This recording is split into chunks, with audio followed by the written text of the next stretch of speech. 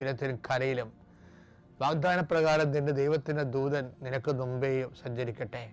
അമ്മ പരിശുദ്ധ ദേവമാതാവ് കാനായിലെ കല്യാണ കുടുംബത്തിൽ എന്നതുപോലെ നിന്റെ അവശതകളും പോരായ്മയില്ലെങ്കിലും നീ അറിയുന്ന മുമ്പ് തന്നെ അറിഞ്ഞുകൊണ്ട് നിനക്ക് വേണ്ടി മധ്യസ്ഥം വഹിക്കട്ടെ.